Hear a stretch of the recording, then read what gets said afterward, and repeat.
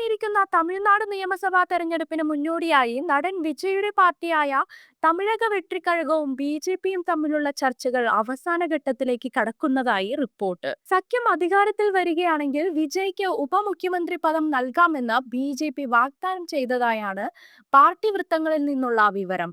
Seat വിഭജന ചർച്ചകളിൽ ടി.വി.എക്ക് ഏകദേശം 80 സീറ്റുകൾ നൽകാനും ബി.ജെ.പി തയ്യാറായതായാണ് സൂചന.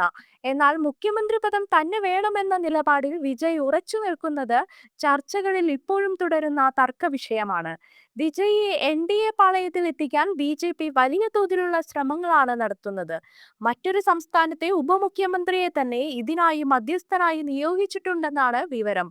തമിഴ്നാട്ടിലുടനീളം വിജയ്ക്കുള്ള വൻ സ്വാധീനവും ആരാധക പിന്തുണയും വോട്ടായി മാറുമെന്നാണ് ബി.ജെ.പി തന്ത്രജ്ഞർ കണക്കാക്കുന്നത്. ചെറിയ വോട്ട് വിഹിതം പോലും തമിഴ്നാട് നിയമസഭാ തെരഞ്ഞെടുപ്പിൽ വലിയ മാറ്റങ്ങൾ ഉണ്ടാക്കാറുള്ളതിനാൽ വിജയുടെ പിന്തുണ വിജയപരാജയങ്ങളെ നിർണ്ണയിക്കുമെന്ന് ബി.ജെ.പി കരുതുന്നു.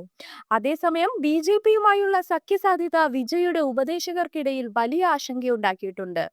രാഷ്ട്രീയത്തിൽ ഒരു പുതിയ ബദൽ വാഗ്ദാനം ചെയ്ത് രംഗപ്രവേശം ചെയ്ത വിജയുടെ പ്രതിച്ഛായയെ ഇത്തരമൊരു സഖ്യം ബാധിക്കുമോ എന്നാണ് ഇവരുടെ പേടി. സ്വതന്ത്രമായ നിലപാടുകളുമായി രാഷ്ട്രീയത്തിൽ നിലയുറപ്പിക്കാൻ ശ്രമിക്കുന്ന ടി.വി.കെ ഒരു ദേശീയ പാർട്ടിയുമായി ഇത്ര നേരത്തെ സഖ്യത്തിൽ ഏർപ്പെടുന്നത് പാർട്ടിയുടെ വിശ്വാസ്യതയെ ദോഷകരമായി ബാധിക്കുമെന്നും ഒരു വിഭാഗം പ്രവർത്തകർ ഭയപ്പെടുന്നു. എൻ.ഡി.എ സഖ്യമുണ്ടാകുമെന്ന അഭ്യൂഹങ്ങൾ തമിഴക വെട്രിക്കഴകം തള്ളിയിട്ടുണ്ട്.